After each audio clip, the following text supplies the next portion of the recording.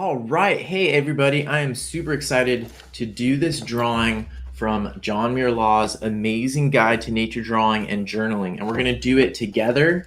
And I'm going to talk about it in a second. I was just a tad bit late because I was remembering about this snack and superfood. So I was just going to get that. Because last night I went nature journaling in the dark with some friends. It was really cool. I didn't even get my metadata in, but we saw lots of crabs and fish, and some people saw shooting stars. Really cool. And one thing while I was there is one of my friends reminded me about a superfood that I had been using during the Wild Wonder Nature Journaling Conference. So I went to make some because it's really good if you don't have time. Like for this drawing that we're going to be doing, it's a really challenging drawing. Your brain burns a lot of calories, and it's good to sometimes have something that you can quickly recharge with. So my friend was reminding me about this one that I used. It's a great hack that I recently learned about, especially if you're going to be drawing or nature journaling for long periods of time and need something to keep your brain boosted. This is a really good option. You just take these coffee beans and stick them into a piece of butter. It is totally keto and is really good for your brain and just gives you a little boost there. Look at that. So thanks to my friend Emily for reminding me about that special treat. I'll be snacking on that later. But let's get our other supplies ready. And for this one, this is going to be a ballpoint pen. So look through your drawers. You probably have somewhere a ballpoint pen lying around that you don't use. I know I personally don't really like ballpoint pens, so this is going to be pushing my edge a little bit. But I love the way that the final drawing came out, at least for John Muir Laws. We'll see if ours looks anything like that, but I just love the way this Malachite Kingfisher looks. And this is a super cool species of kingfisher that you can see in East Africa. We saw these in Tanzania when we did the Nature Journal Safari there. So get a non-photo blue pencil. I'm just going to be using graphite. As usual, Jack is using non-photo blue pencil for the underdrawing. And get your ballpoint pen. You know, banks give these out, so a lot of times you have some sitting around somewhere. And then other than that, you'll need watercolor. I am using the same watercolor kit that John Muir Laws uses, but you don't need this one. For this, it looks like, you know, if you had like a anything sort of like your Quinacridone Gold could cover most of this. This looks like a pretty, almost like a school bus. I mean, a fire truck red. So I would probably use like Pyrol red out of mine. There's a lot of reds that would be similar to that. And then this looks pretty close to like an ultramarine with a little bit toned into more of a gray here. And that might just be toned with the, you know, this Quinacridone Gold or whatever. You might have like an ochre, a yellow ochre could be somewhat similar. So not that many colors that we're going to need. It looks like the feet are that same Pyrol red. And then the background is gouache. So if you do have any gouache for the background, that's great. If not, you can mix white in. Mixing, like, so if you have white gouache like this palette does, you can mix some of the white gouache with maybe your Serpentine Genuine green. And let's see if I have gouache that would match those. I did splurge a little bit on gouache this year. So I'll use some of this whole bean gouache probably that already has green in it for that. Because I love the way this background looks. It's one of my favorite parts of the drawing. All right, so let's get ready to dive right into this. And let me set things up so you can see everything here. Okay. I have a couple ballpoint pens. I think I'm actually going to use one of these. This is like the Write in the Rain pen. I got this ballpoint pen because it works on that waterproof paper or water resistant paper that Write in the Rain makes. This is it's supposed to be like a backpacking pen. This is but it is this is the space pin. So this is supposedly the pin that was developed by NASA to send into space. So you're supposed to be able to write with it upside down and all these things. I actually think it's a pretty shitty design. Sorry for the language, but I mean, like, the fact that when you unscrew it, sometimes instead of the lid coming off, it takes apart the whole cartridge part. And it's just, I don't know. It's not I was not impressed with this pin at all, especially for the cost. This one is way better, but anything at home is fine. So let's jump right into it. I don't have a blue, non-photo blue pencil right now, so I'm just going to use graphite. Oh, but first let's do a little warm up. So you can see here, this is a really great idea, especially when you're using a tool that you don't use all the time. Let me lower the desk. Dun, dun, dun, dun. Okay, so especially when you use a tool that you don't use all the time, it's good to do a little bit of a warm up and see even what kind of marks we can make. So I'm actually going to use this side from my page from last night, and I'll put like a little fun dividing line there. This gray aquash. How is the exposure?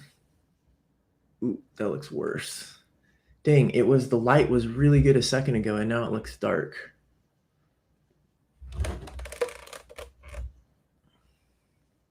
Tell me if you can see things okay. I hope it's not just maybe it's just my screen, but it just looks kind of dark. I've been working on the lighting, trying to get the lighting better for these videos. I'm going to say hi to people in the comments. I haven't been paying attention to the comments because I've been so focused. Hi, Ivea. Hi, Jean. Hi, Heather. Thanks for joining in. If you're just joining in, post something in the comments over on the right of your screen. Let us know where you are watching from, where you're at in the world, and what kind of drawing tool you're going to be using for today's exercise, or if you use ballpoint pens at all. Okay, so I'm going to start off with the one that I want to be using, and I'm going to copy sort of his hatch lines. He's talking about how ballpoint pens can make variable lines similar to pencils, and textures, variation in textures. This is going to be sort of rough for me. Okay, so let's do some sort of almost just like hatching here. Whatever testing of the mark making capabilities. Let's try like darkening some areas like he does here. And then I always like to write what I am using.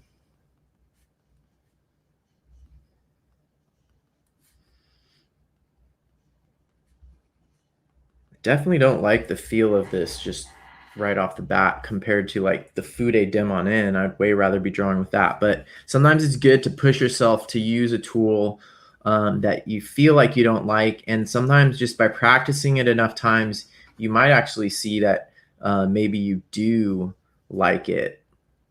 And you just needed to push through past a certain plateau or certain unfamiliarity with that tool. So I'm trying to make some of these different marks that he's making here just to warm up.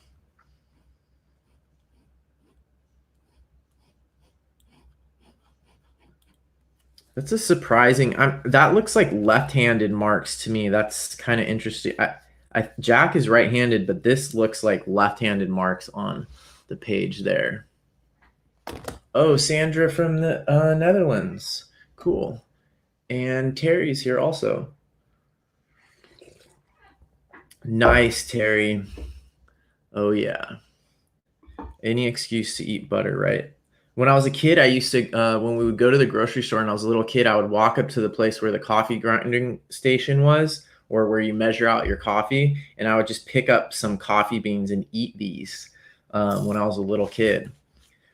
Okay, so I feel pretty warmed up here. Hopefully you do too. Sometimes I like to do circles. And all of these marks up here I made, I was using just my finger, moving just with my fingers. So it's cool to practice moving just your fingers, moving your wrist, and then in some cases moving from your elbow.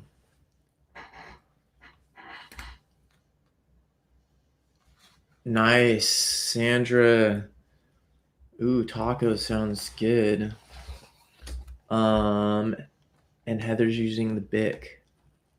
Yeah, good job, Heather. That's what I'm doing too. I don't really like using ballpoints either, but it's good to practice doing something different sometimes. Okay, so we're gonna jump in here. So I know I've been saying that over and over again and haven't actually jumped in. Okay, so let's see. I'm gonna center it sort of here in the middle of the page. I know it's compositionally centering something's ugly, but I just want to make sure I don't run out of space as I build the armature. So he says, begin lightly on a non-photo blue pencil frame. If one of your early lines is in the wrong place, you can draw a stronger line to correct it. So he skipped over the stage where he drew, I believe there's a step 0 where you put in the non-photo blue pencil frame. And because it's non-photo blue and that's why you can barely see it, but basically I'll draw it on here. There's basically like a posture line right here. If we were drawing this from the bird, we would be looking at observing the bird and trying to, work from there. But these are his basically, now I'm going to cover up his pin lines. But then he has a posture line for the tail, and he has the angle of the beak, and then he has the volume of the head. And that's what he did with the non-photo blue pencil that you can't see. So I'm going to go ahead and do that part on mine. I'm at a bit of an angle, but hopefully I won't mess my proportions up too much. So there's the posture line. That's a really important thing to notice in a bird or any animal, and kind of capture that part first.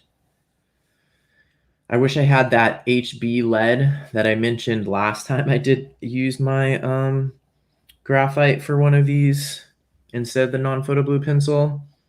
2B is usually good when you're using it as a drawing tool, and especially for nature journaling, but for this kind of building an armature like this, which is not something I would do while nature journaling in the field unless I had a really long time with an animal that wasn't moving very much at all. So this ends up being a little bit darker than I need for building an armature. Okay, cool. That is the armature I'm going with. So let me erase what I drew on his. So now he's saying begin lightly with the, I assume he means with the ballpoint pen now. Begin lightly. If one of your early lines is in the wrong place, you can draw a stronger line to correct it. So what he's saying, and this is the strategy that you have to use when you're using ink, is if you make an incorrect mark, you can't erase it like pencil, but what you can do is make the correct mark stronger, relatively stronger. So everything in art is basically, everything in drawing and painting is basically relative. So something is darker or brighter or more red than something else. It's all about how it looks relative to other things. Oops, I need to zoom back out now. Okay, so you can see how dark that armature is. That's a little bit too dark. But now I'm going to go in and I'm going to start looking for these sort of, this is going to be a hard one. So if yours doesn't end up looking like this, don't worry. It's fine. I can tell right now that mine is not really going to look very much like that one either. Beak looks very kind of pointed up from below compared to what I would expect. I am able to get some pretty faint lines with this ballpoint pen, so that's kind of nice for this tentative stage. That head definitely has this like flat angle to it. And then coming in and rounding out pretty far back. So this is a little bit, you can see here where he's corrected himself once. It's hard for me to go back and forth between giving you like the details, the detailed view up close, and making sure you have the whole picture of what's going on, because you can be working from, if you're working on this right now, you can be working from one of these or be looking at his final one or skip ahead if you get ahead of me. Okay, so still just adding in some of these basic kind of almost like outline lines of the bird, but also looking at some of these feather groups like the wing here, coming down sort of the midpoint, the tail, and the stick too that it's on. So I'm going to just make a little stick here. I can freestyle with the stick. Don't have to copy jack completely on that one. Could put it on some barbed wire if you wanted to be a little edgy there, make a statement. Oops, now I put that where the foot needs to be. Okay, so ooh, the foot, one of the feet is like in front of the tail. I think are they zygodactyl? I only see 2 toes on the front. Okay, make the belly a little bit fatter there. I'm gonna try to have fun with it and be a little bit looser with my strokes instead of erring. Because I think last time when we did that lizard, I erred on the side of like trying to get the proportions all perfectly, and I was like really stiff. And the drawing came out, the proportions weren't right, and my strokes weren't very great either because I was so stiff. So basically, lose. Um, so sometimes just forgetting, like not worrying too much about getting the proportions and just trying to make sure you get some nice mark making, leaning more into the mark making. I'm actually starting to like the way the the ballpoint pen feels. I like that it can sort of use it as a tentative tool. Maybe that's why he doesn't really talk very much about building up the armature with the non-photo blue, because he's sort of building this drawing more little by little with this ballpoint pen, since you can get these tentative marks and sort of build up value gradually. At least I'm getting that right now with this this pen that I'm using. So I don't want too much curve on the top of the beak because this has this weird characteristic thing about its beak, the way it looks like it curves up more from the bottom, or almost like some type of knife blade. Definitely got to see these in Tanzania, and they were beautiful. Never really did like a detailed portrait of one quite like this, I don't think. Okay, so there's kind of an angle there. All right, so I sort of skipped to this one, started skipping to this one, and he says here, number 2, step 2, refine your basic shape. Note how the shape of the back and the bill have been redefined. How can you suggest the fluffiness of feathers with the outline? So notice this part here. This is almost like a bilberry mark, is what he calls it when it's on a mammal. It's like instead of just drawing a solid line, like if I just drew a solid line for the chest like that, I would kind of not leave myself very many options. But see how I left this part open? So I can do a couple little like things like that and keep it an open. See how it's an open line there? I didn't close the line. That's not possible once you're at this stage here. So I did that. He's talking about how you redefine the beak. So he's paying attention to the beak too. This is sort of like the more you draw things like this, the more you start to think like an artist. When you see an animal and you're like, wow, that beak is really characteristic and really interesting. So I can tell he's focusing in on that detail, which is important. I think I kind of messed that part up. There's certain things like that that when you draw them, you realize, oh, this is actually essential for identifying this. Like when you see that, there's just sort of like a ness to it, like a gestalt, like a kingfisher-ness to it. And there's certain parts of it that visually you could be unconsciously visually tuning into certain parts. And being an artist, you have to consciously tune into those parts, and then you can make people, when they see it, the goal is to have them have that experience of feeling the gestalt, the kingfisherness, and there's certain visual things that we might be unconscious of that our brains are doing, our eyes are doing to identify that thing. And the artist has to reverse engineer what those are, because sometimes they're not what you'd expect, and sometimes they could be something really quick to draw. And if they're, oops, this stick needs to come in front. I need to remember that stick is, that line is, I committed too much to that line and it's behind the stick. Oh, well, I was on my rant about visual identification, gestalt stuff. So I'm going to put in a couple of these feather lines here that he has.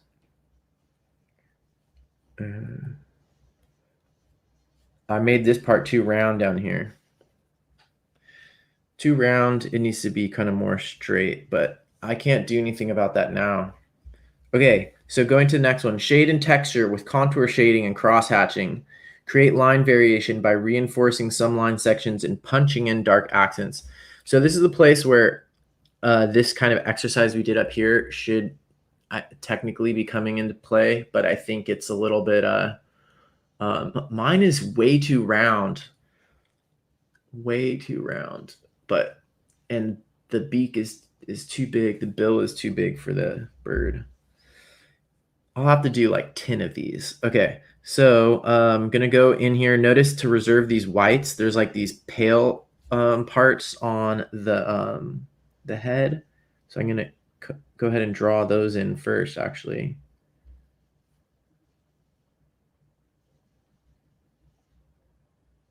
And then I'm going to use these long sort of hatching lines to darken around it. Mine's not coming out as dark as his. His is also sort of like a reddish black, and mine is more of like a cool black, I think. Or I'm going to try scribbling back and forth because I'm not really getting the darkness that much. Oops, there was a little white spot in the very front that I missed up there. It's fine. All right, I'm going to darken my beak a little bit and commit to it.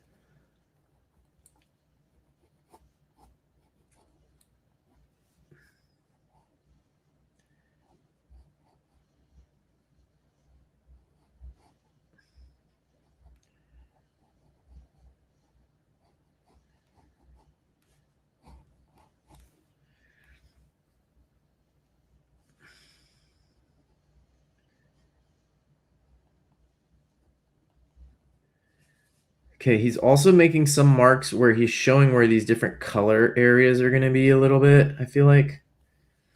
Maybe I should erase some of my pencil that's in here. Hopefully my eraser won't smudge on these ballpoint pen ink. Oh yeah, that's helping. Those pencil lines were a little bit confusing at this point.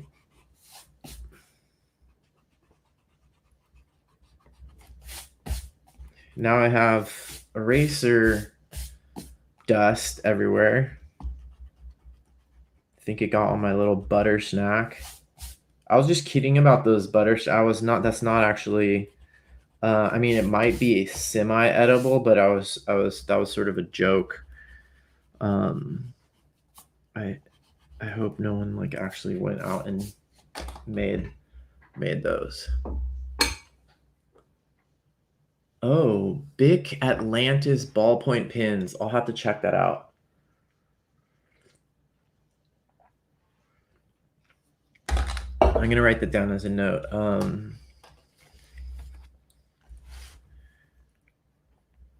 Try Bic.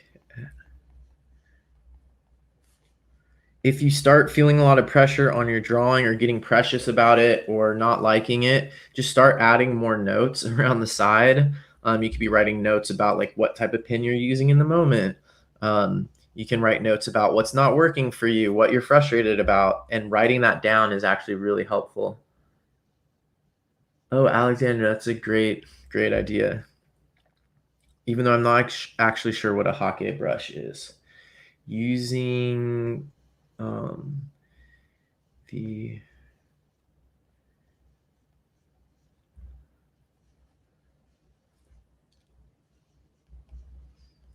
could also make a note about I'm just going to say JML's book because it's really important. I'm trying to do this more, but in my drawings, make notes about what my reference is. Am I drawing this from nature? Because someday in the future, me or someone else is going to look at this and be like, oh my gosh, Marley saw a Malachite Kingfisher in his backyard. I mean, maybe they won't think that, but putting like where you're drawing it from life, from memory, from imagination, from a book, from online, who took the photo, etc. Those kind of things are really useful, or from someone else's drawing, from JML's book, page 134. 135. John Muir Laws, JML. Okay, continuing. Here. Okay, so we are now down to here. So it's time for some watercolor.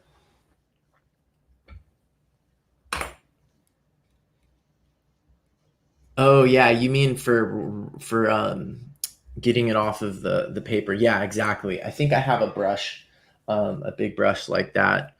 That is a good idea. Okay, so now we're gonna use one of his favorite colors and one of my favorite colors, Daniel Smith Shadow Violet. It's a really cool color. I'm gonna move the table up a little bit, so it's gonna be a little bit loud. As I move the table up, I want you to be able to see this a little bit closer on these parts. And hopefully I'll be able to fit everything in. Dang, I don't have chocolate with me. I didn't think I would need chocolate because I made hot chocolate, but now I'm still craving chocolate.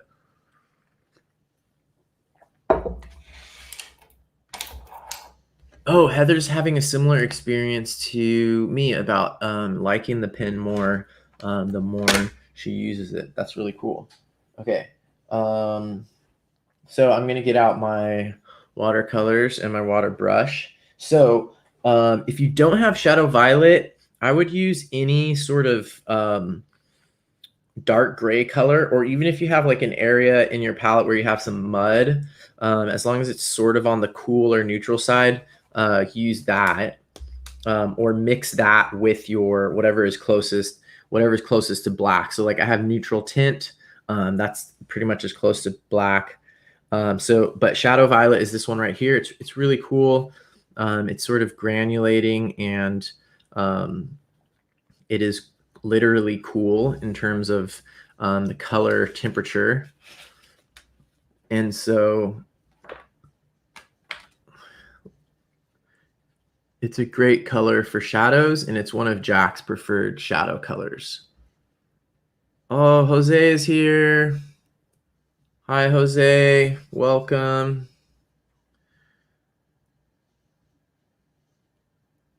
Okay, so now we're going to come in here and look at where these shadows are. This is sort of like one of my favorite parts. And sometimes you could just leave the drawing like that, just with just a black and white drawing with the shadows.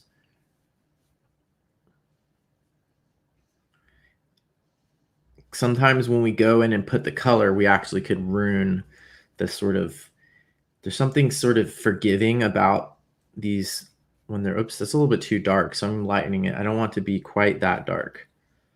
Shoot, that's way too dark in the front here. I'm going to soften the edge. So I just clean my brush and just soften that edge there. Even though maybe that's not the kind of shadow we want there, but whatever. I'm going to actually put the shadow underneath my branch, and the foot is probably dark there under my branch, and have to remember that that is the wing coming over. And you put in a lot of dark there. I think that's just to support, that's not a shadow, that's more the local color. So this is to support the darkness of the blue that he's going to put on top. So this is not actually a shadow here. These, however, are shadows, showing the dimensionality. Okay. Yeah, cool. That was my favorite part so far. Okay, I think we might be done with the ballpoint pens. I mean, maybe we'll add a little bit more on top. Oh, look, see, he added those spikes on the top. He didn't even say anything about that, but I can see he added spikes on the top of the head, little bits of the feathers coming off there. Trying to zoom in more, but then and get more light, but this, oops. Oh, come on. There we go. So I'm trying to really dial in the lighting and stuff and the camera angles for the this kind of recording. And I'm hoping to, I'm fingers crossed, I'm applying for a grant from LinkedIn, and to help creators make more high quality content. And if I get that, I'll be able to set up a better system with the lights and try to get this really dialed in to make really quality videos so you can really see when I'm doing this. But what I was trying to point to is you can see that there's these little spikes, feather spikes he added coming out there. So he is continuing to work with the ballpoint pen as he goes. All right, so we used the purple gray wash, the shadow violet, and we put in those shadows. Now it's probably dry enough. So the next thing he does, he starts putting in the layers of color, moving from lighter values to dark. So we'll start with this warm one. So I'm going to make a wash with Quinacridone Gold and maybe a little bit of permanent orange or yellow gamboge. So this is the Quinacridone Gold right here. A lot of people have something like this in their palette already. Quinacridone Gold, when it's diluted, it looks like this. Maybe a yellow ochre could be similar.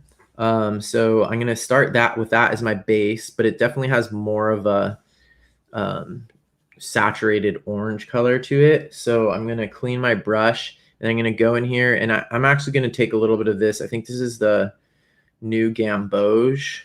It's originally a color that came from Cambodia or Laos, I believe. Okay, that color looks pretty close. I'm going to test it over here. Oh, not as close as I thought once I put it on paper. Okay, let me put a little bit of more gamboge. His doesn't look that saturated though. Let's see here. I can't tell exactly what I'm missing. His maybe has a little bit of like a brown or something to make it less saturated. This Quinacridone Gold should be less saturated, so I'm kind of surprised that that didn't do the trick. Maybe I'll add a little more of that. See, now I zoomed in more and there's certain things that aren't showing up. They're out of the field of view. I have to just keep checking. Okay, so I'm trying to really do a good job of color matching. Sometimes I just sort of wing it, but I'm going to put a little bit of this Monte Amiata Natural Sienna to sort of make this slightly less orange, less saturated of an orange. Okay, and I'm not going to mess around with it any more than that, but I could be making notes about it next to these little color tests, but or doing my color tests on here. Maybe that's something that you could be doing. It's always a good practice. You can see I had a little bit of hand oil on the paper there, so there's like a little bit of resist. That's probably from my grubby hands last night, nature journaling in the tide pools, clutching my journal as we were like traversing the slippery algae anemone covered rocks. I'm gonna make a note of the colors I'm using. So I think it is just New Gamboge, NG plus Quinacridone Gold, QG plus Monte Amiata Natural Sienna. Okay, so now I'm gonna go in and do this wash. And it looks like it's pretty much all of the head. Oh yeah, mine is not really matching the color the way I want it. Shoot. I wonder what he's using. Let me know if you're doing this at home, what kind of colors you're using for this, for trying to match this color of the Malachite Kingfisher here, this sort of orangish color, and if you're having any success. Oops, there's a white spot here. I almost painted over the whole thing. Shoot. Oh, now I see why he reserved some white there for that. Dang it. So he didn't, I shadowed that whole area, but he left a little bit of white there that ended up being part of a highlight in that white feather group. It's a nice touch that I didn't notice until afterwards.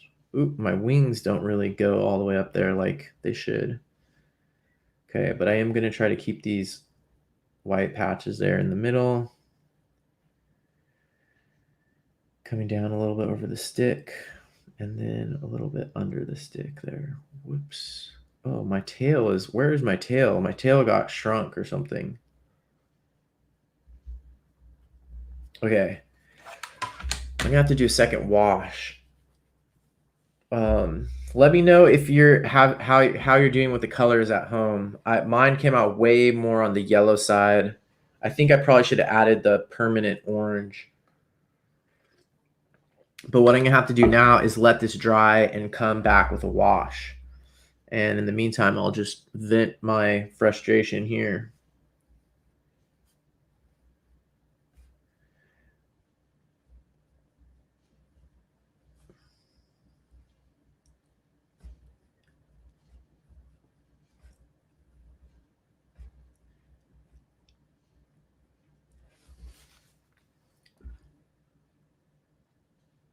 So here he's got a bunch of stuff in his nature journaling about, the behavior of the bird, all of that. So if we're nature journaling at home, what we're doing right now is basically push-ups. We're training for nature journaling in the field. And practicing art and watercolor at home is totally cool and a hobby in its own. But in terms of nature journaling, we're sort of doing homework and practicing. This is not necessarily the end goal of what we're doing. So if we were to just like sort of copy his notes about like the metadata or the bird catching a fish, that might be useful just in terms of practice. But since we are at home, training, you might as well apply the same nature journaling techniques of observation that he's using on the bird here and apply those instead to your own process. So for example, making comment about how this was too yellow is part of that. What should I add? You could also be making notes about, some of the things that he says on the page. Hopefully that makes sense. Okay, so he's going from light to dark. Now I'm going to try to get this pink color. There's a little bit of this. Oh, you know what? Maybe that's just the faded pyrrole red that he's using for the beak and the feet. So I am going to skip to that. And I'm going to just try straight pyrrole red. Wow, that is pretty saturated. So maybe I'll just start really weak. And I'll do a test strip here. Yeah, that looks about right. That looks pretty close.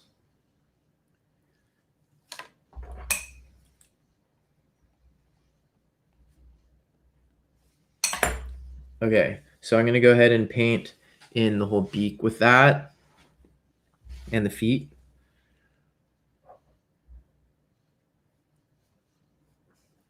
You might be right now, if you're doing color like me, you might be having this feeling like, oh, I should have left it at that stage right there. Let me know in the comments let me know in the comments if you are having that experience like me.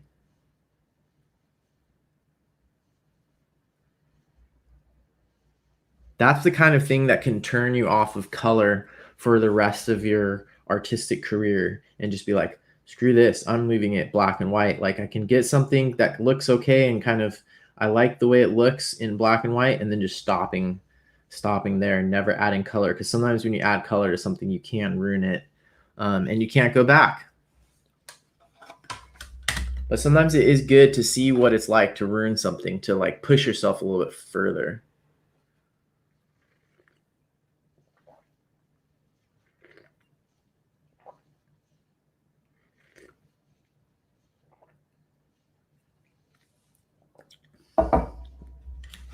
All right.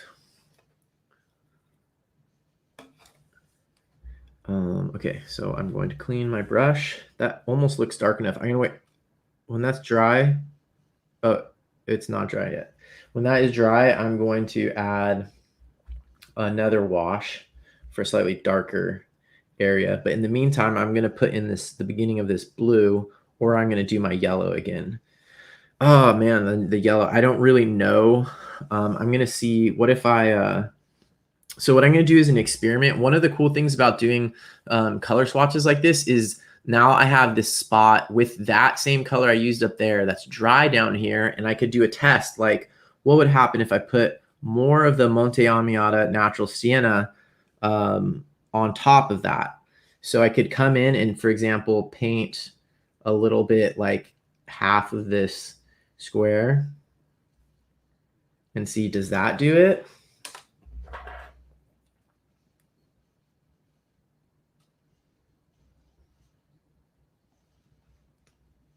If you want to be really scientific, take notes of all of them. This is how you get super good at color, is like, this is called intentional practice. Just doing a wet on wet, crazy, wild, unplanned watercolor every single day is you're probably going to get better at some stuff, but doing this kind of like intentional, very careful practice is the way you memorize all of your colors and you start getting faster at some of these things and really accurate with color matching. Color matching is not, super easy, especially with watercolor. It looks totally different when it's in the pans than when it's mixed with water and combined with other colors. So I'm going to come in here now and see if I can just do, this is going to be a little bit risky, but I'm going to try to just do a thin wash of the Monte Amiata Natural Sienna over the whole thing, because I just want to tone down.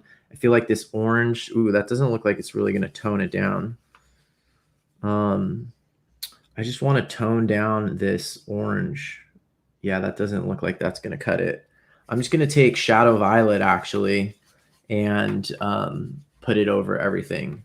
So this is where I could totally ruin everything, but I'm just going to go for it and just try to tone all of this down just a notch. Also, I'm using 150 GSM paper, so it's not super heavy paper. So I can't do too many washes, but that does look like it toned it down, but it's still not, in my eye, it's not matching this color that I'm seeing down here. I'm going to mute the microphone while I do this real quick.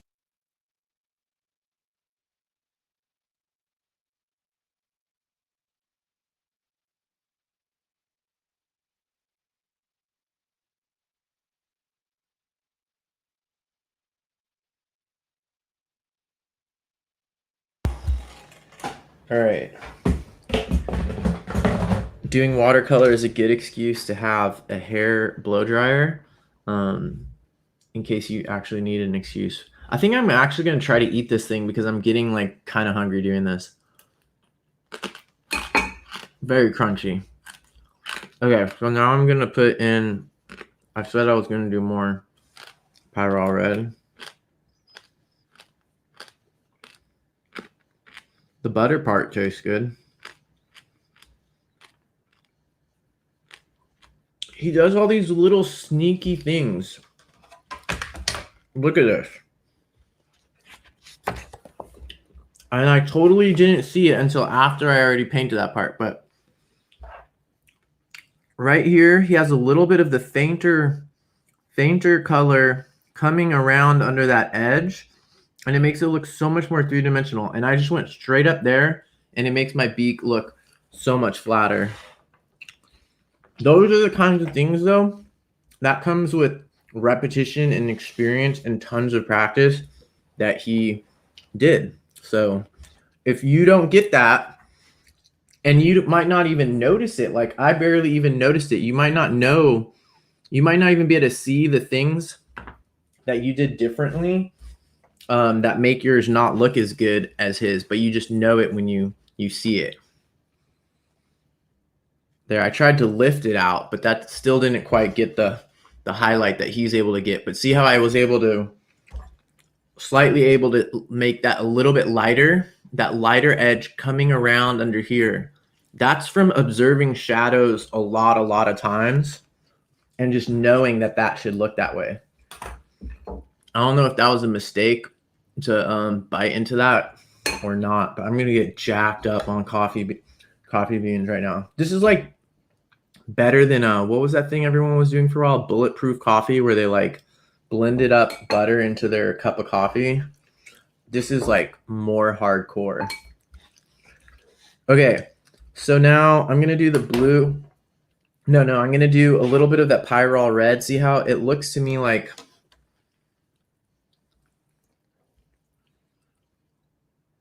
Oh, no, that's not what he's using. I think he's using Quinacridone pink. Okay, so Quinacridone pink is like my primary.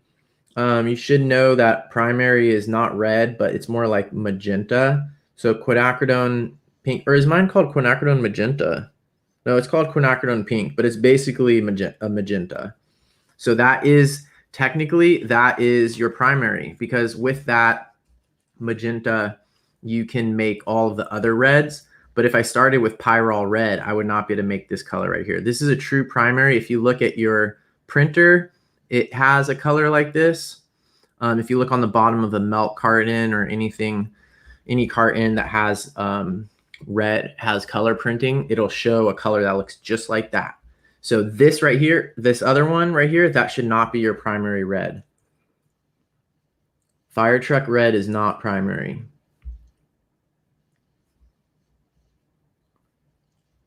Okay, so that's pretty straightforward. But what I should have done is test it on top of this other color. So I'm going to go over here. And I'm trying to get this right here, this effect that he got on there.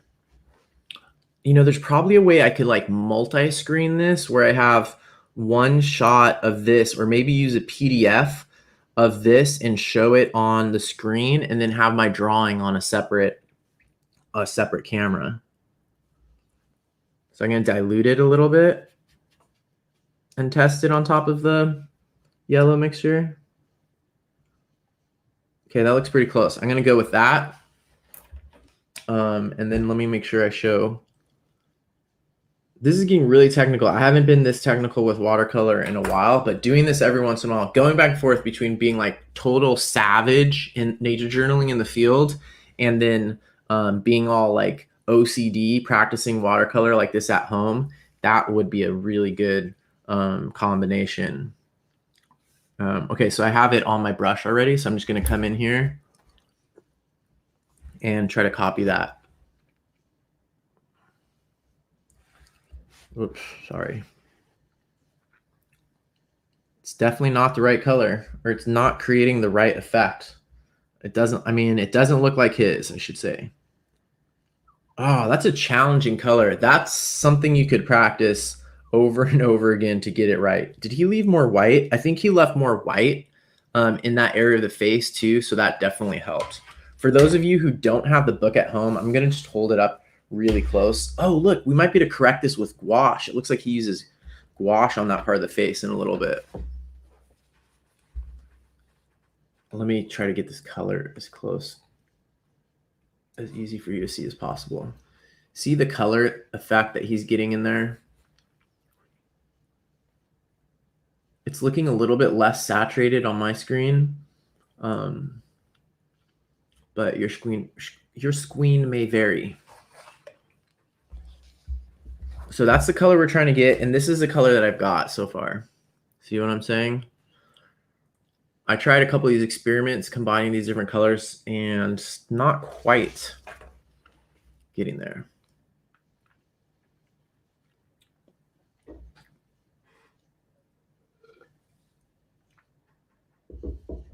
Okay, so, gosh, I'm not loving the way this is looking so far. So I'm just going to go a little bit more bold with this pink color. I'm going to mix the quinacridone pink with some Pyrrole, and I'm not going to even do a test. And then I'm going to mix that with a little bit of this orange, and then I'm just going to paint that in. And if that's not good, I'm just going to keep moving with it.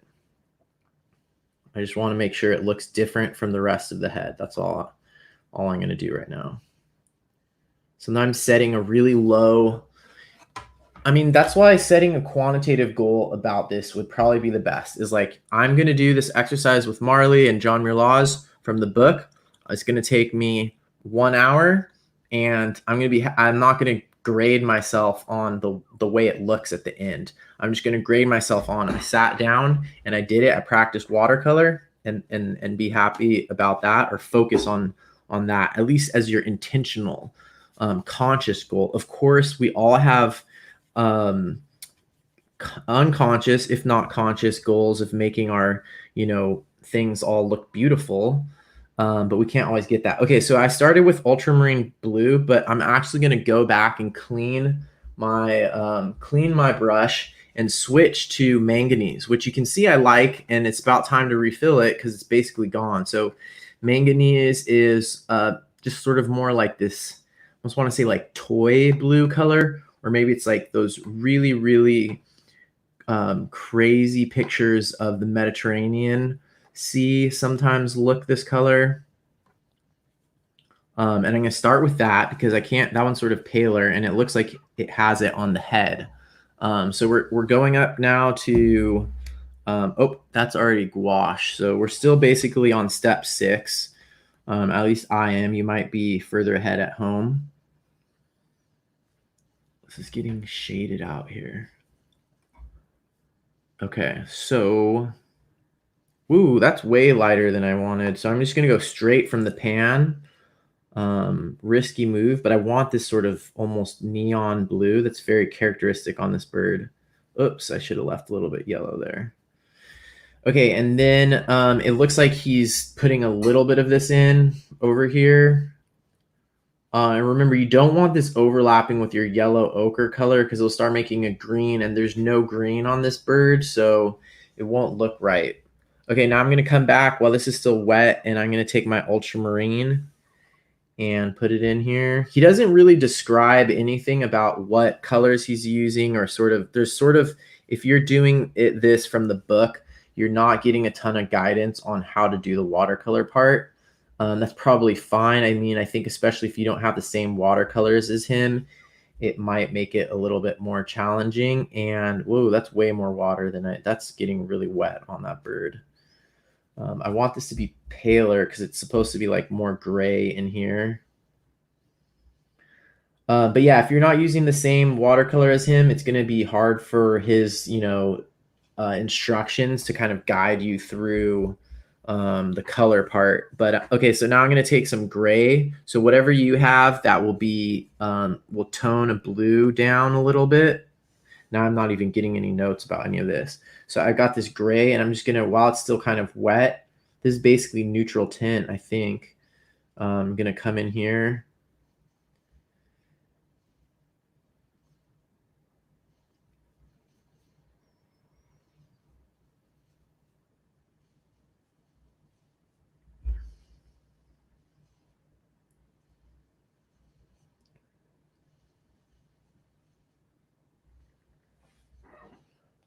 Okay.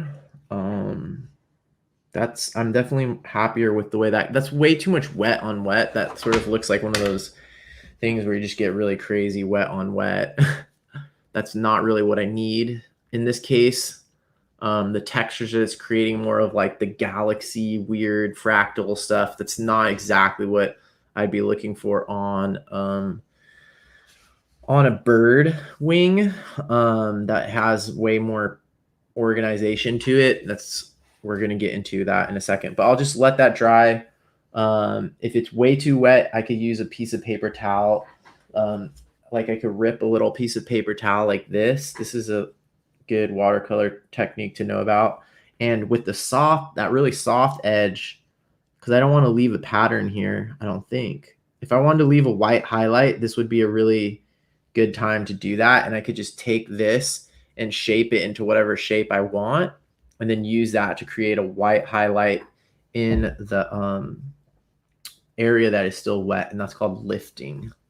Oh, look, I never made the eyeball dark like he made it. Maybe I'll do that now carefully without getting things wet. So let's pretend like the light is coming from this way.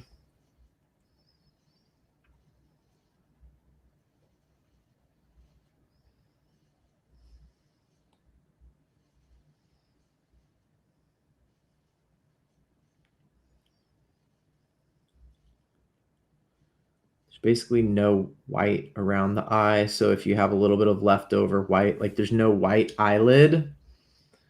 So make sure you don't accidentally have a white ring there. I think my eye came out a little bit too big. I'm going to add some, I don't know if he's doing this already, but maybe he did these already, but some more of these sort of feather marks. I'm going to mess around with that. darken this stuff up. I almost never come back with ink on top of watercolor, so it's probably a good thing for me to practice and see, you know, how can you make it pop, make some of these edges and stuff pop out a little bit more, or add these details. These are the kind of things when you study science illustration or do science illustration for field guides and stuff like John Muir Laws has. These are the sort of little details that you get better at. Just nature journaling in the field, you don't necessarily get better at these little details. I'm going to zoom the camera in a little bit more by lifting up the table. I should have a special like soundtrack that I play when I do that, because I have a feeling it comes out loud on the microphone. Okay, so we're getting close to the end here. Hope everyone's hanging in there. Each of these exercises are pretty close to 1 hour when you do them, so that's pretty cool. Hopefully you're already, you have better snacks than me today.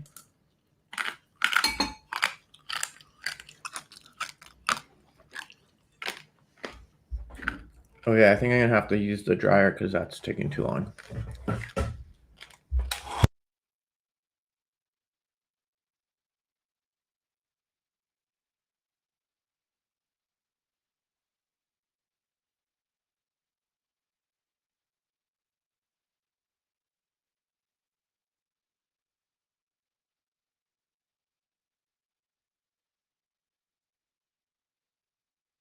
Okay, cool. Apple cider donuts. Oh my goodness. I only just learned about those last month when I visited Vermont.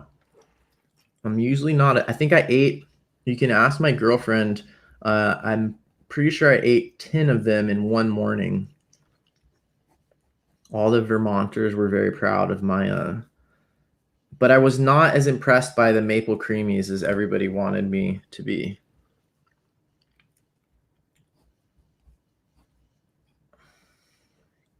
Okay, I don't think the wing is actually supposed to be going over the branch like that. Dang it. Okay, got a little carried away there. Okay, so what we're supposed to do, opaque gouache. So he says opaque gouache is great with pen. You can cover up mistakes and add light details on top of dark watercolor. So one way you can do this, if you have John Muir Laws palette or all you have is white gouache, you can just make a really, really heavy slurry. Think of it as the heavy whipping cream consistency of this white gouache, and you could add any watercolor to it that you want to. That's one technique, and that's what I usually have to do because this is the palette that I have with me. And you can see I basically make there's two common colors that I make this way. One is a pink and one is sort of like a turquoise or like a mint green that really benefit from this white gouache. So this is just permanent white gouache. This one doesn't really chip that easily out of my palette, which is great because a lot of other gouaches, they just chip out of the palette and it's a total mess and you end up losing a lot of paint. So make this really, really thick. I'm using one of these water brushes so I can just kind of squeeze water little by little, but you can see hopefully the consistency there of basically heavy cream. And one thing about gouache is the opposite of watercolor. It's more like acrylic in that as it dries, it gets fainter. So right now that white looks, pretty dark, pretty opaque. And as it dries, it basically gets weaker. I think I explained that correctly. Okay, so if I'm going to be doing what he's doing here, so the first thing I'm going to do is I'm going to see if I can use this white gouache while it's still pure and white to fix that little highlight down here. If you remember that part, there was a little highlight that I missed that he got. And if there's any other places where I want to add white, I could try to fix the branch down here. So let's see where I have the wing going over it. I'll add a white highlight like that. Ooh, looks kind of murky, but doable. We'll work with that, work around that. And then do I want to mess with that? I don't think so. It looks like he is using a little bit of white on the beak. Kind of risky, depending on how risky you're feeling. This is a place also where you can use your test colors. So If you did your test color down here, you can see, well, what does opaque white gouache look like that on top of it? And you could test it and see what it looks like when it dries.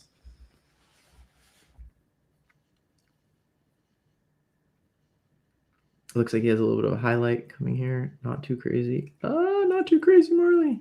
Remember that white will get paler, or I could use like another brush to kind of mellow it out if I don't want it to be that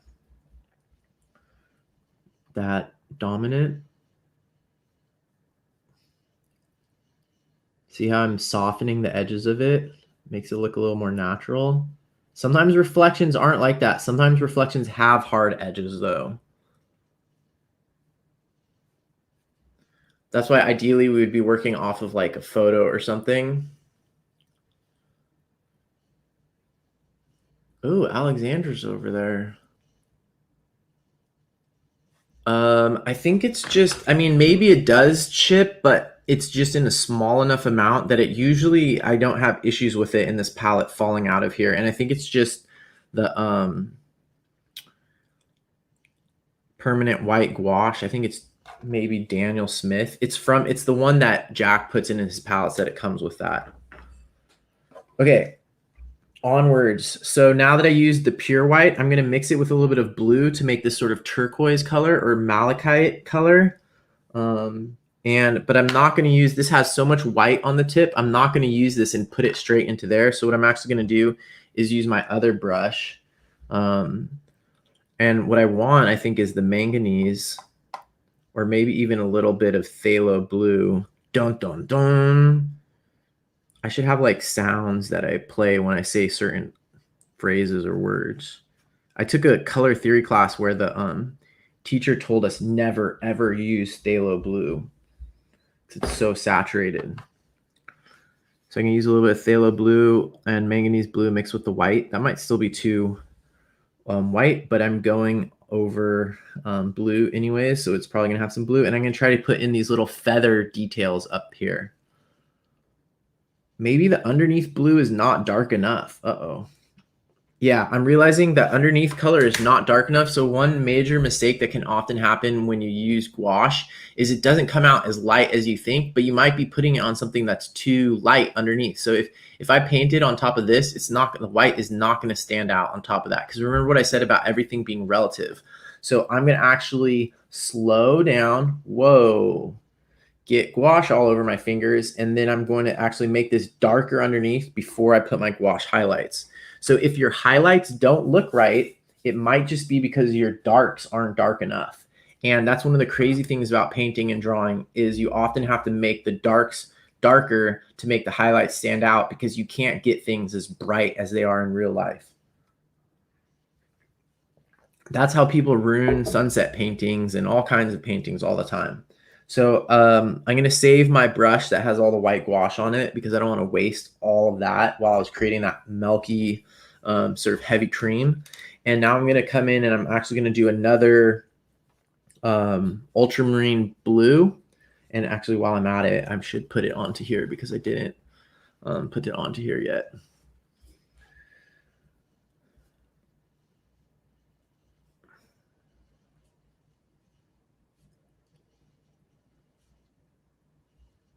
I think that's pretty much straight ultramarine blue. UMB. Okay, so I'm just going to do that over the whole area, except for the gray maybe.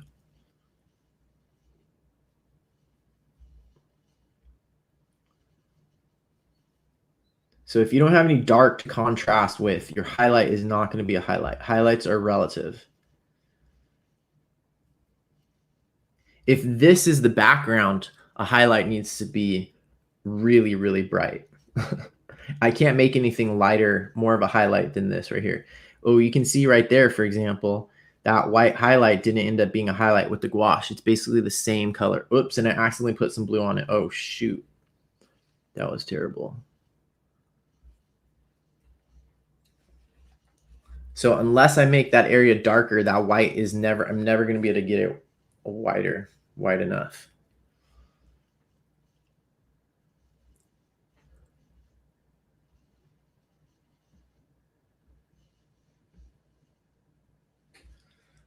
Okie dokie. Clean that brush off. And now I need to wait for that to dry. And while I'm doing that, I'm going to go ahead and I'm going to do some of these feathers.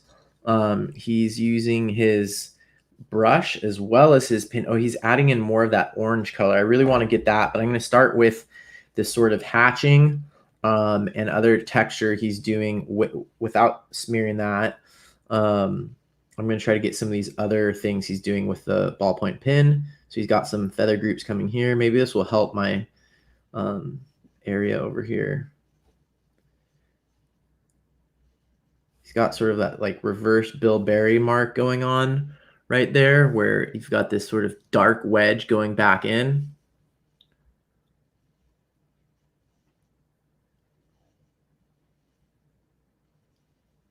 It's so cool. We've got all these East Coast people over here. Sounds like some cool nature options over there that Cindy and Jean are talking about in the chat.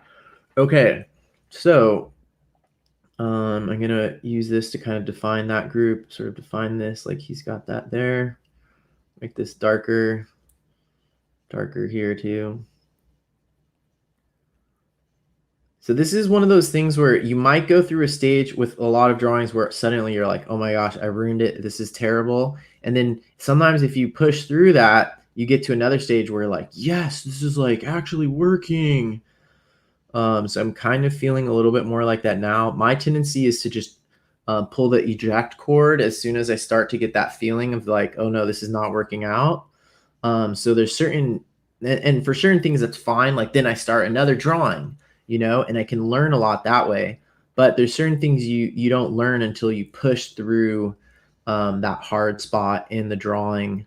There's certain techniques, more like on the illustration side of things, that you can only get better at if you push through that initial kind of hard spot. Okay, so I'm trying to copy some of his feather strokes here. Going to define this a little bit. It looks like there's like a dip in the belly.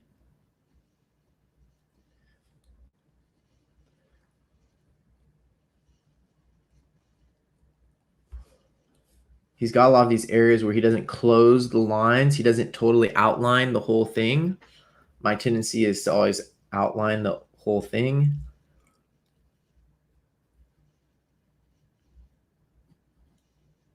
Try to instead allow that ballpoint pen to create that sort of line variation for you. Uneven line weight is usually more aesthetically interesting than a solid outline. Especially if something's furry or feathery. Breaking up that consistent outline makes it look more real. Also, highlights oftentimes will look that way. Okay, now I'm going to try this hatching. I usually don't do hatching. I'm not very good at it. So I'm going to try this hatching that he's using down here that he talked about. So this is where you use the really faint touch with the ballpoint pen. Something I'm not that familiar with.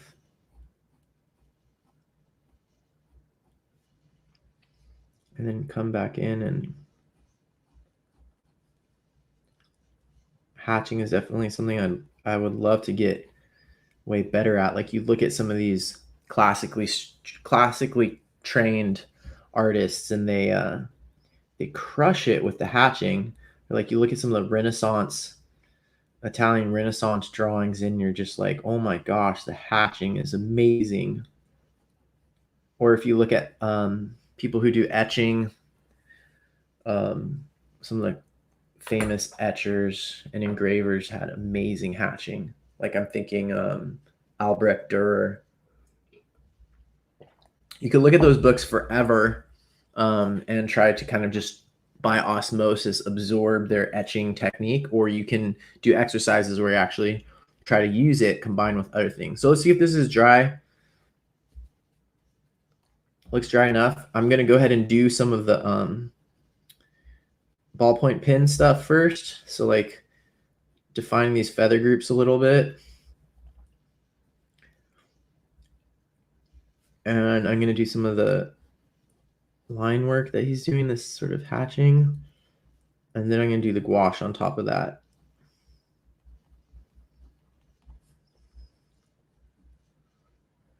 he's got this amazing highlight that he was able to reserve there on the back. That teeny bit of highlight is so good.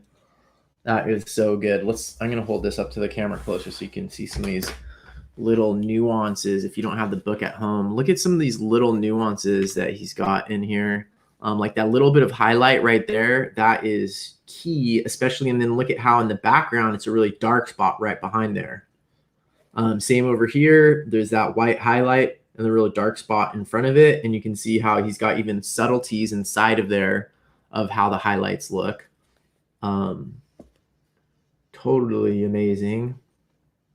These highlights in here, that white highlight with that dark line right over it, that really creates that feeling of, you know how so many birds have that little like hollow spot almost there in their breast where it just goes in the middle. And I guess it's kind of like cleavage on a bird, but it's all like their feathers somehow have this little, maybe their keel is right there. And then these two areas puff up more. I have some questions about that now. But anyways, the way he put the white in and then he has the dark line right there makes that look so three-dimensional. Up here, there's no line dividing the blue and the orange. Even though up here there's a strong line and down here there's a strong line, instead he has it open and then he has those three little feather marks going in between. That is really, really impressive also. Whoops, just knocked into the mic. Okay, so let's start wrapping this up. We're at a little bit over our hour mark. If I did one of these once a week, I think I would, from his book, I would probably finish the book in a year and learn a lot. Okay, so I think I'm ready for the gouache. So let's see how this works out.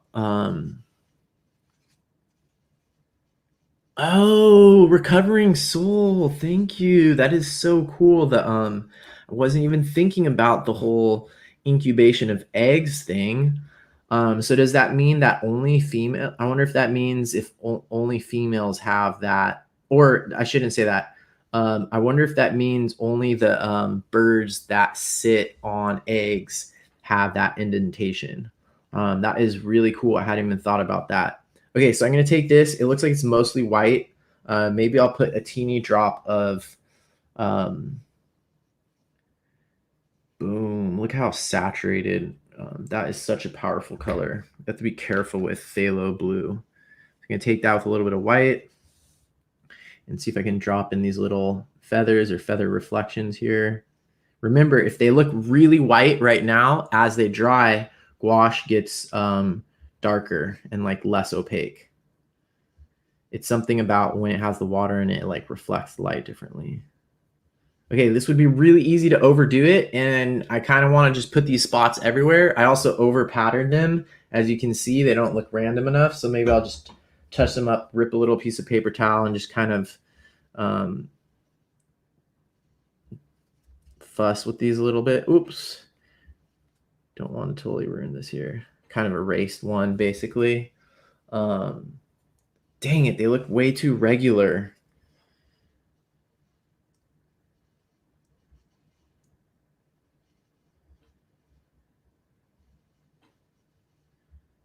Humans are really bad at over patterning things.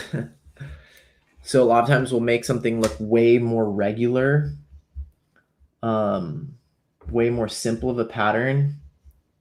That's why we can't even invent random numbers. We have to create machines to generate random numbers. Oh no, look, I accidentally ended up sucking gouache back into the water. This doesn't usually happen, but this would be a really good time to clean my water brush out afterwards. Though I can see that it sucked gouache back into there. Okay, so now I think we're almost finished here, unless we're gonna do the background. Oh, colored pencil is so good. Brooding patch, yeah. Bye, Alexandra. Okay, so touch it up at the end with colored pencil. A colored pencil is a genius idea. Colored pencil would work if I actually don't have like hardly any colored pencils anymore because I gave them all away. But if you have colored pencils, I think some of these feathers will be easier to do with colored pencils. The last thing I'm going to do is I'm going to mix a little bit of white gouache with pink there, and try to do that, those little bits of feathers on this part, because I feel like this part is like one of the weakest parts in my painting. Oh wait, maybe I should do a darker pink underneath first. Yeah, that's what I'm gonna do, a darker pink under there first. A little bit of quinacridone pink with pyrrole red, just kind of straight out of the pan here.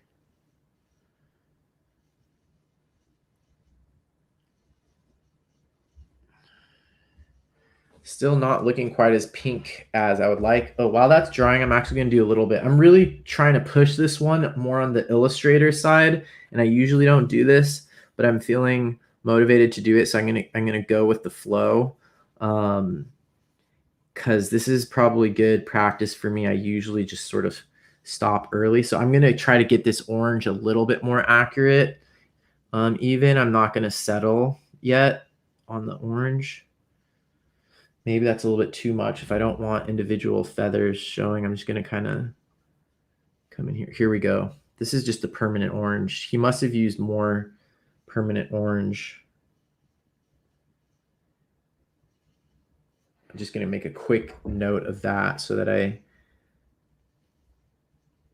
PO helped.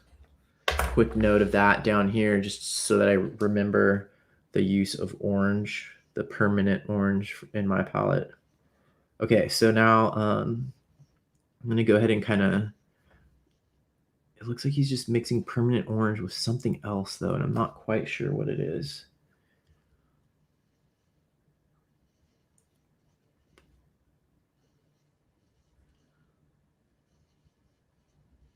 So this is all pretty orange in here. There's no white there, so I'm not going to leave any white there. Just kind of do all of that, and then I'm going to come back when that's dry and do more of the feather marks. Okay, now I might have to use my blow dryer so that I can, what's my next step? The background. I feel like that's looking pretty good on the bird part of it. Yeah, I'm feeling pretty good about that. And I think I'm going to get ready to do the background. So it looks like he didn't even trace a frame, but I think I will. First, I'm going to use my hair dryer so that I don't risk, I'm starting to get precious about this drawing. I don't want to risk smudging.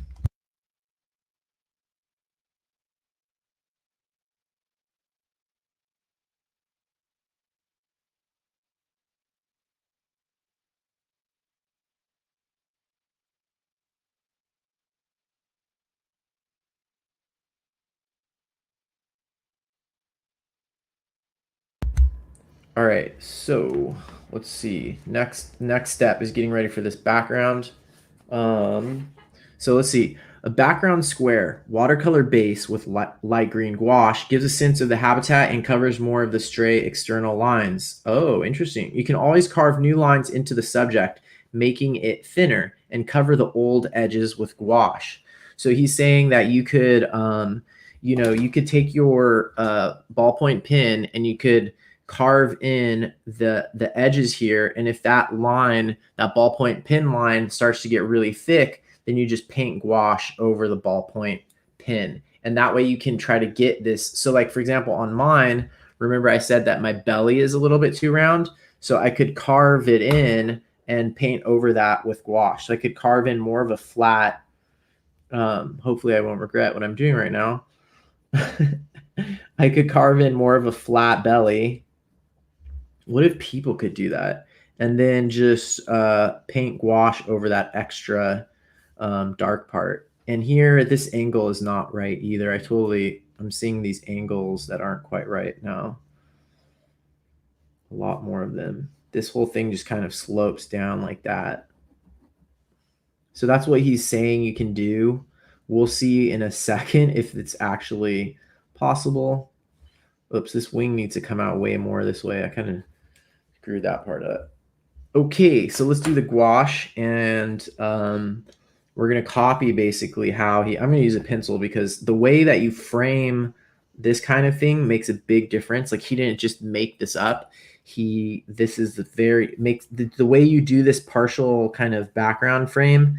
It really matters like what it lines up with. So like I wouldn't want it to line up with this long branch going that way. That would just look weird. Or if I lined it up perfectly like right here where the beak goes into the head, that would also look weird. So notice how his is just a little bit past that beak edge. He definitely would not have put the edge right there because then it would look weird because it coincides with that other line on the animal. And you don't want the person's brain to be connecting the line of the background with the line on the animal. It's the same when there's like a branch. If there was a branch on the tree behind this, if there was a branch behind this kingfisher and the branch went like this straight towards the kingfisher, I would not draw that. There's no way I would draw that because it makes a mental connection between those two things, and you don't want a connection between those two things. It would just look really weird. So I'm going to continue with this. I don't want this coming in at the feet, and I also don't want it coming in right at that corner of the breast. So I'm going to go straight into here, sort of into that part. And I also want to think about how it's going to line up with the wings. I think this is fine. And then up. So I'm going to start with a really dark wash, I think. Or wait, how is he doing those branches? Those branches are paler than the green. Okay, so I know how I'm going to do this. I'm going to try to do it sort of fast. Hopefully everything in here is dry and I'm not going to mess it all up. So what I'm going to do first is I'm going to make this branch color. So I'm just going to do a huge wash with this sort of, maybe I'll use a little bit of this buff titanium. Just a pale brown color over the whole thing. This is going to be my branches. And so I'm going to have to reserve them when I draw in the dark color of the background.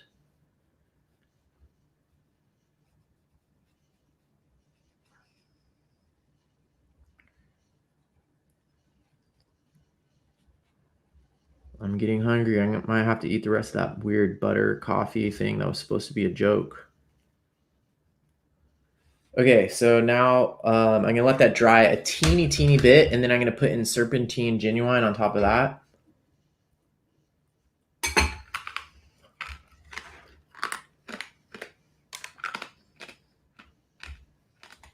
I wish I had some cider donuts.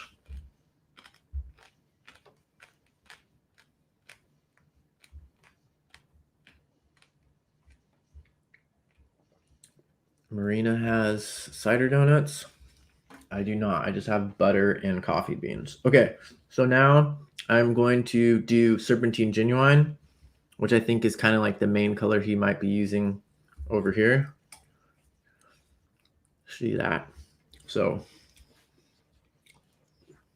you can tell I like Serpentine Genuine a lot.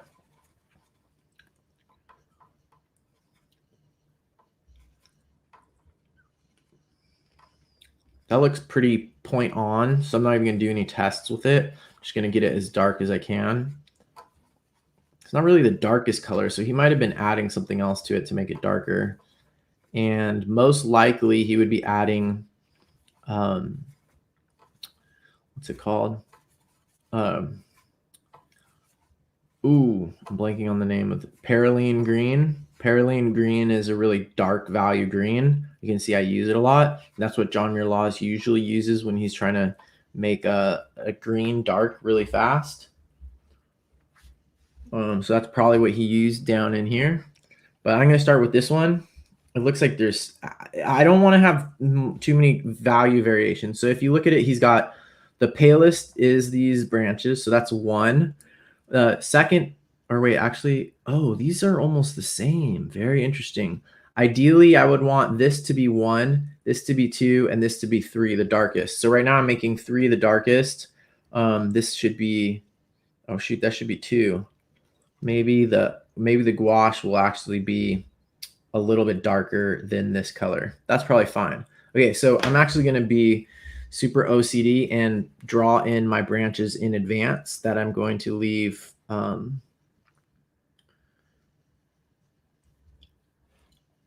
Dang it, that looks weird. I need like another one so it doesn't look weird.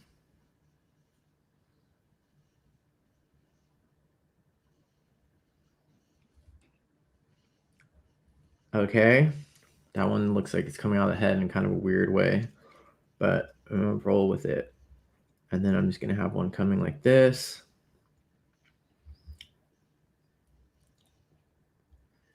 Looking way over patterned here, I would say. But okay, gonna go with that. So now all I have to do is take this green and put it in around all of those. See what I'm saying?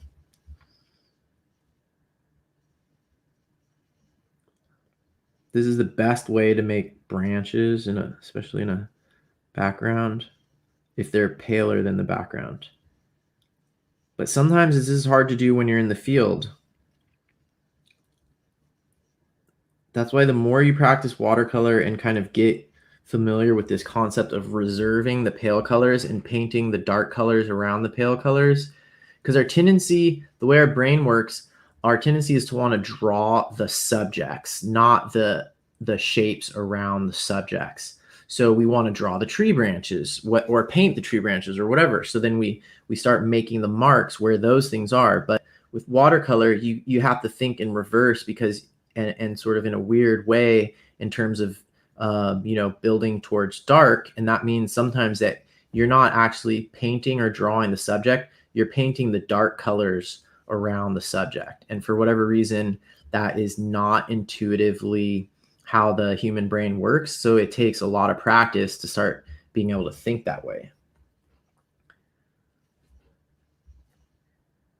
Maybe someday through natural selection, people will be able to do watercolor better, because the people who are good at seeing the negative spaces and painting them in watercolor will have more babies, because they'll be such attractive mates.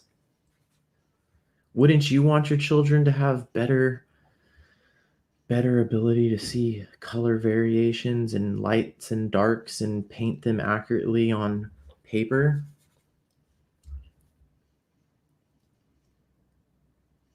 I'm sort of joking, so don't quote me on that one.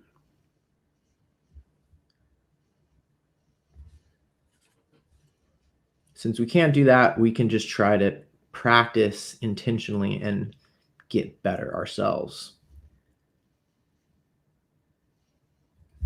Okay, so that totally worked. Oh, Esteban, ¿cómo estás? Es ¿cómo se llama? Martín Pescadero. It's a Kingfisher. ¿Cómo se llama en español? Yo creo que es Martín Pescadero, pero es una especie de África. Yo creo que tal vez llegan a Europa. Choking on my coffee beans. Bad meal idea.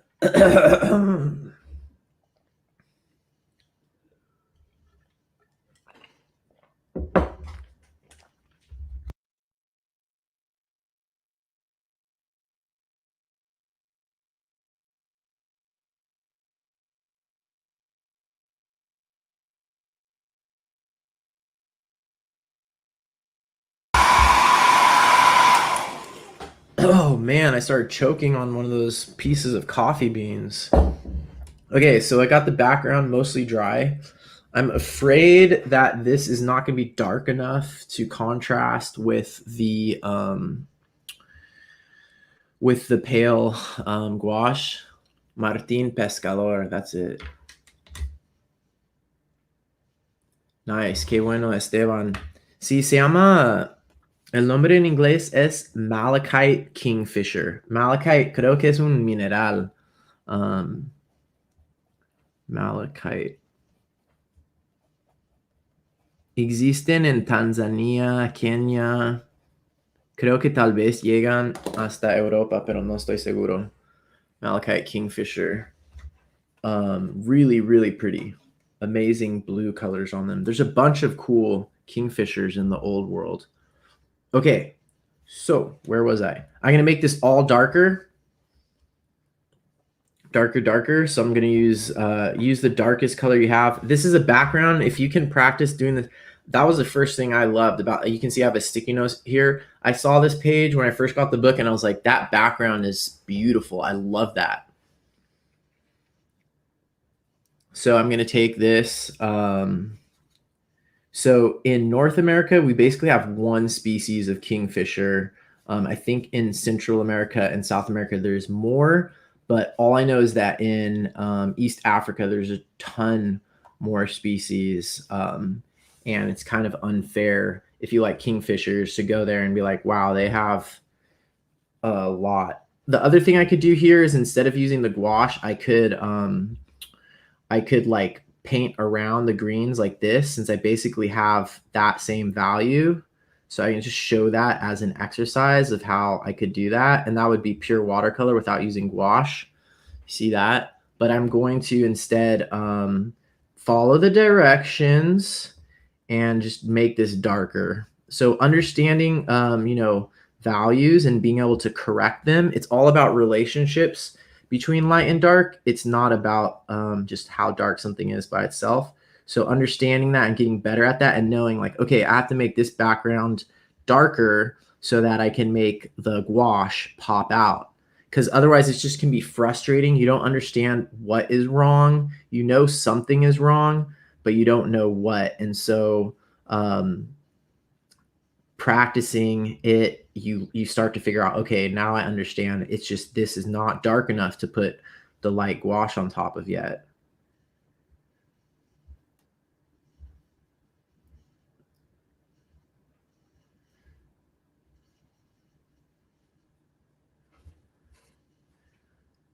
So my brush marks are showing up a lot more in this wash for some reason. Not totally sure why.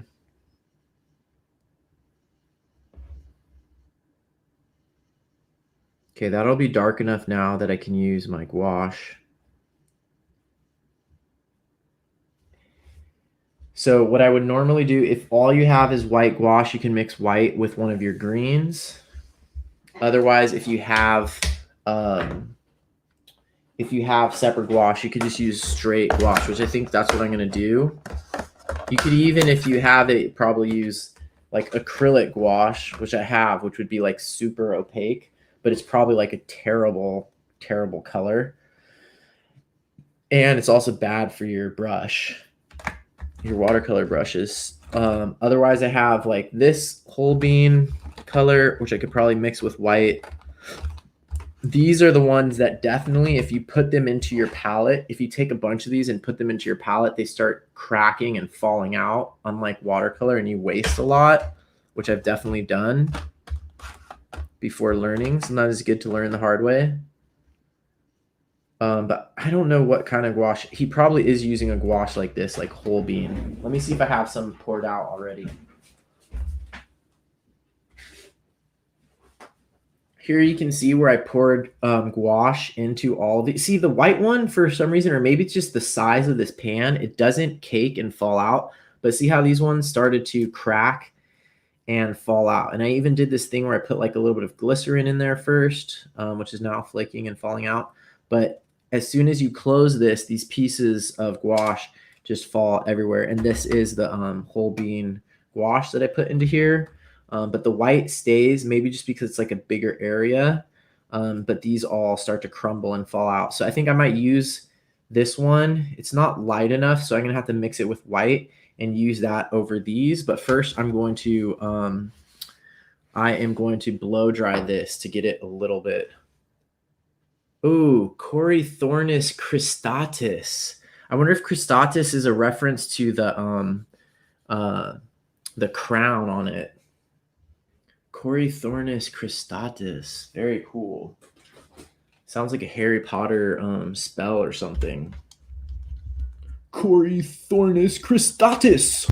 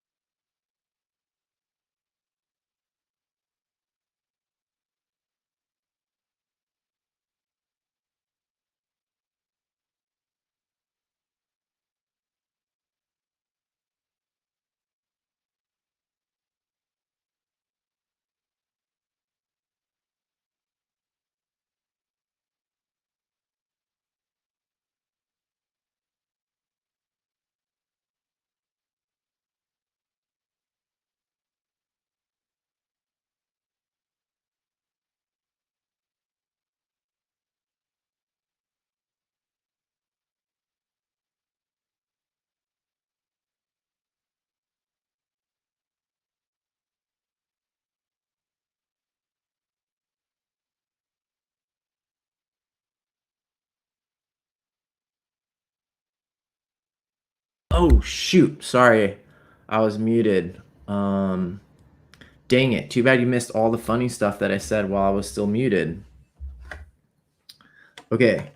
Anyways, what I was saying is my main trick when I teach kids that are like basically middle school or Facebook is I just tell them that say something about Harry Potter in the first 5 minutes, and then you'll have their attention for the rest of the talk. So if you say something about how scientific names of plants and animals sound like Harry Potter, then you'll get them hooked.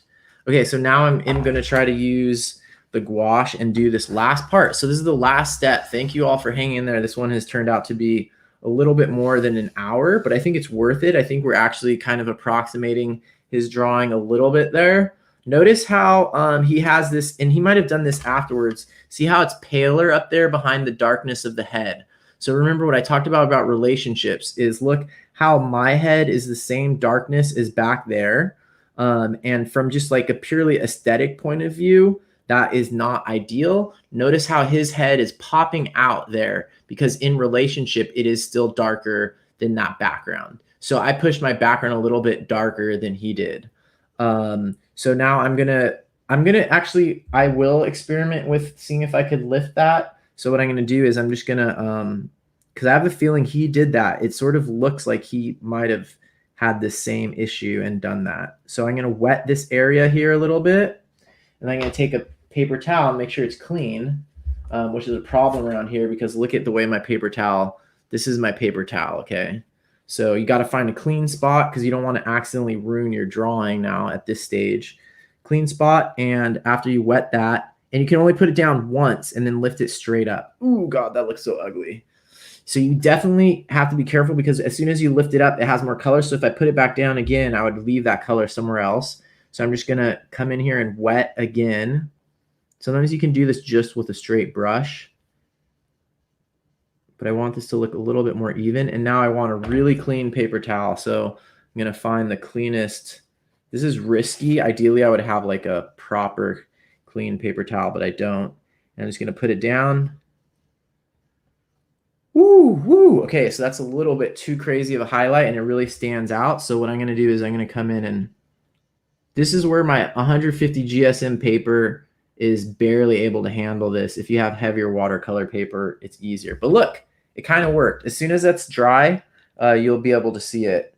As soon as it's dry, you'll be able to tell the difference. But as it's wet, it's reflecting a lot. Okay, so now I should blow dry that before I go to the next part.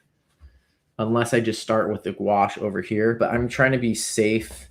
Now, oh, I know what I'll do. I'll just get my gouache mixed and ready. So I'm going to take this purely gouache palette, and I'm going to take a bunch of this green, hopefully, and mix it with white. And maybe whatever yellow this is here.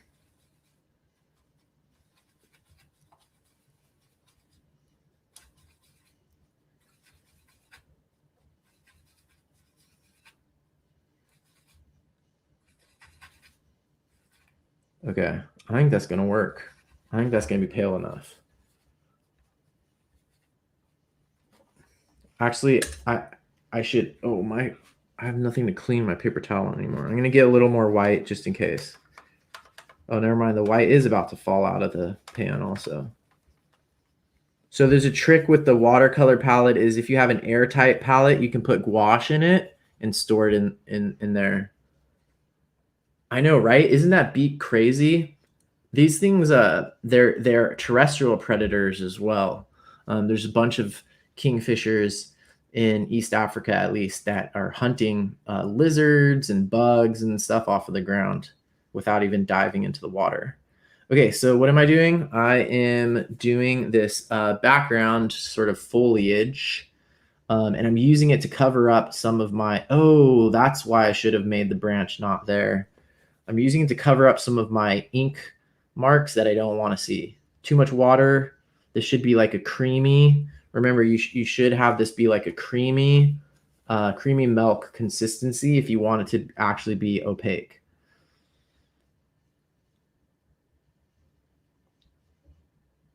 It's not looking like it's quite light enough to me, and if it's not light enough now, when it dries, it's going to be even darker.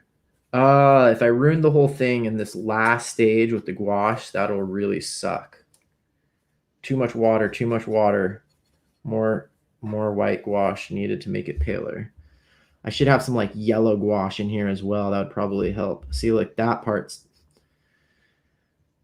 that's white enough, light enough.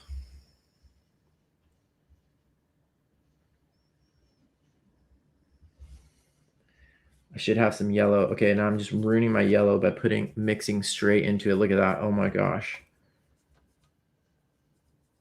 Do not do this at home. Please clean your brush before doing this. Be a little more patient. Now the only problem is with gouache, you can't really mess with it while it's wet on wet. So, but I'm going to anyways, and hope that I don't regret it. How did I get red in there? Oh gosh, it's just so mucky. Ew, gouache. Gouache is like the dark side of the force. Some watercolorists are like, say if you use it at all, you're not a watercolorist.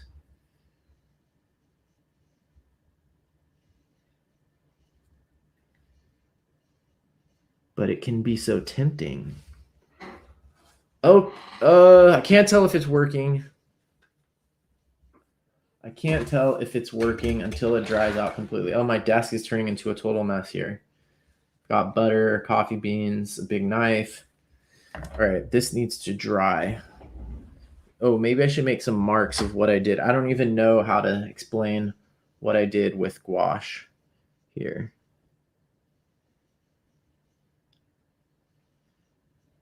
I'll at least write that I'm using whole bean gouache.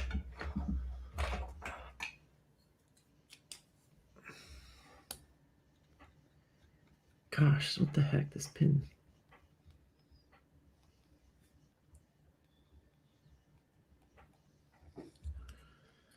Okay, that's some thick gouache, so that's going to take a second to dry. But I think that's basically it.